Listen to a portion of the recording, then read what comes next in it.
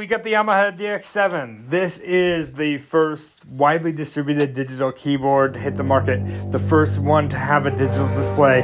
Here we're looking at a later update, the DX7s, but boy, it's a throwback. And honestly, it's great. I really do love the sounds that are coming out of this machine, and I understand why people hate it. It is not a Moog. It is not an MS-20. There is a lot of difference between it. The frequency modulation, FM synthesis, is a cool way of making very cool digital sounds, and they do have a lot of dynamicism to them. They do have a lot of range. They sound good at the highs, good at the lows, but yeah, it's not an analog synth. It's a huge departure. And I can also understand that need and desire for synth players to be able to tweak their sounds.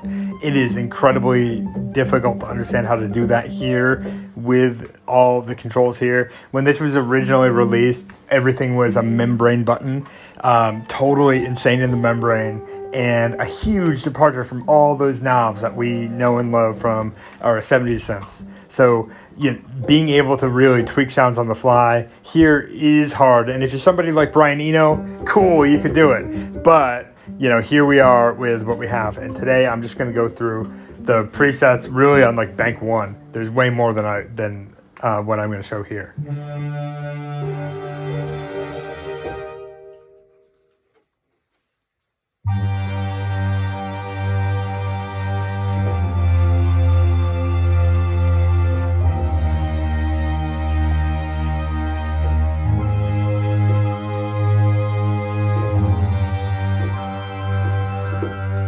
The other thing I have to say, other than the addition of MIDI, this is like the first widely distributed keyboard to have MIDI, the keybed, the keyboard on this instrument is so nice. It is just a testament to Yamaha's build style. They were the biggest instrument producer at the time in the 80s, and they really knew how to make a keybed.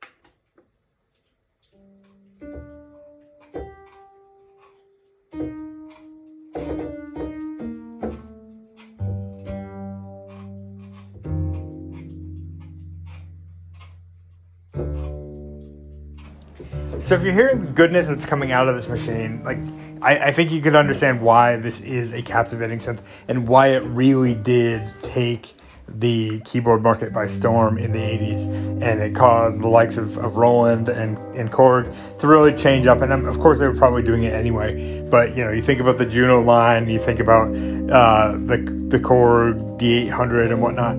These are keyboards that were direct predecessors or competition to this keyboard, and they're all great and they're all very 80s, but this one really had staying power, and it was in production for 7 years when the whole market, the whole way that synthesizers were built, sampling came into play, everything changed wildly. And the only thing to really replace this as far as an amazing next step in keyboard was the Korg M1, which is, feels like the 90s.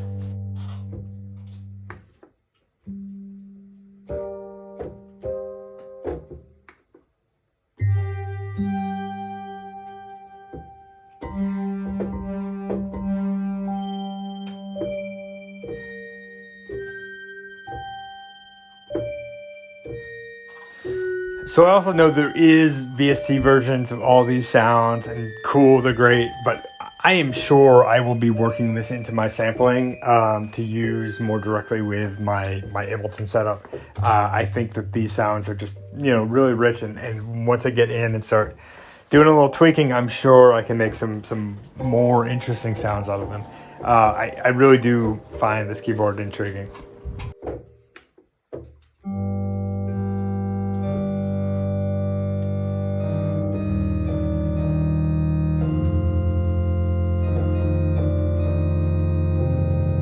Yeah, that's not exactly a pipe organ, and some of the acoustic instruments that they claim to produce are definitely early FM, and that's fine. I think that this 80s sound for, you know, what we can kind of recognize as pipe organ, like, in its own way, has some coolness to it.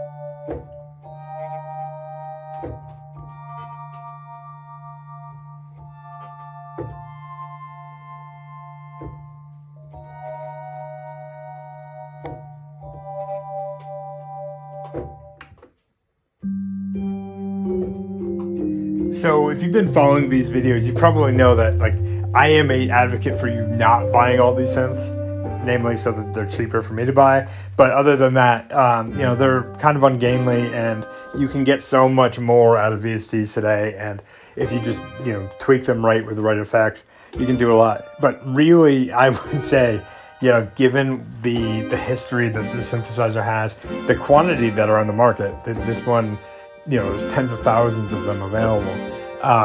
You know, I would go out and find one if the price was right. I found this one for an ungodly steal, and very happy to find it with a replaced battery and some of the other things that dog this synth. This one's basically fully functional, and you know, in that case, I would say go out and buy this one. You know, if you're getting it for, you know, $200 or $300, it's worth it. It's a good instrument to have, and to have that tactile feel and that true, you know, synthesizer.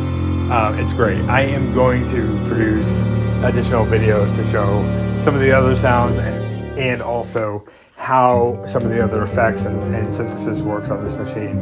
I'm just not there yet. I haven't had one of these for over 10 years, and now that I have one back, I'm going to play more. So do like and subscribe if you found this video good, annoying, or otherwise.